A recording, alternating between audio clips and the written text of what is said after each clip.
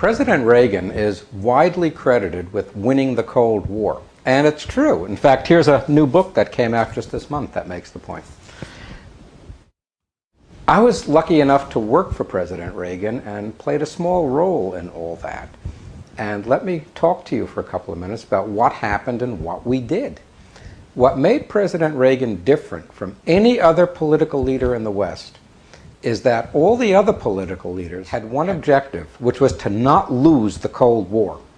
President Reagan wanted to win the Cold War. And whether you're playing tennis or geopolitics, the difference between playing to not lose and playing to win is enormous. And that was the difference. President Reagan went on offense. Part of what he did to do that was to bring in a group of people who would play to win, to end the Cold War. One of the people he brought in was Bill Casey as the CIA director. The CIA used to be a great intelligence service in the years after World War II. It emerged from the OSS, which was the great World War II intelligence service.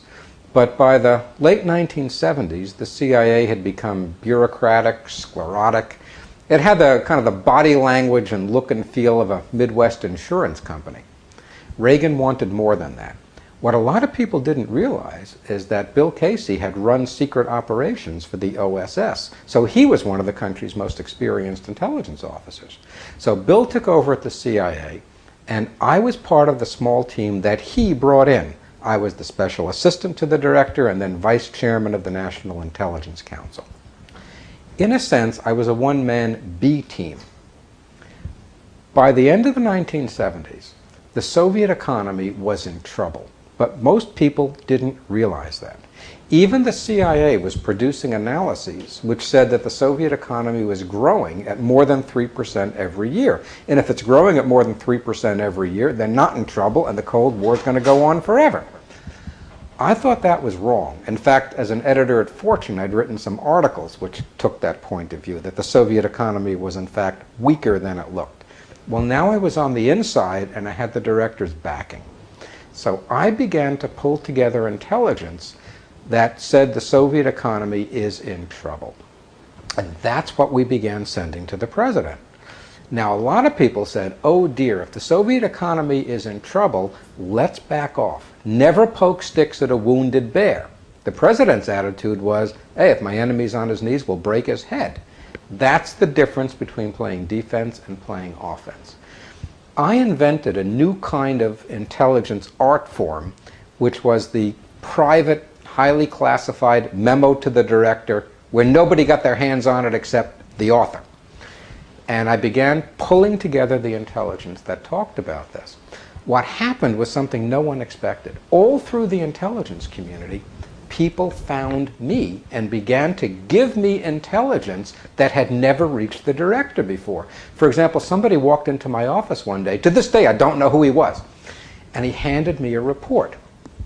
A train in the Soviet Union from Moscow had been filled with meat, and the workers hijacked the train. It was sort of a Walmart special in a sense. They hijacked the train to get the meat. And the army came out and surrounded the workers. And this was crazy. This went right to the Politburo, and they panicked. They told the army, back off, give the meat to the workers. Now, this is the workers' paradise. They're hijacking trains for meat. We had that report on the president's desk in 5 minutes. In addition to that, the president challenged the Soviet Union to an arms race. He knew that would break them economically. He launched the Strategic Defense Initiative, what people call Star Wars. The Russians knew it would work because they were trying to do it, but we had the money. We pushed down oil prices, which helped our economy and hurt theirs because oil prices were the Soviet Union's major foreign hard currency earner. We stopped the big natural gas deal with the Europeans that would have given the Soviet Union the money they needed to compete. We backed 5 anti-communist insurgencies around the world.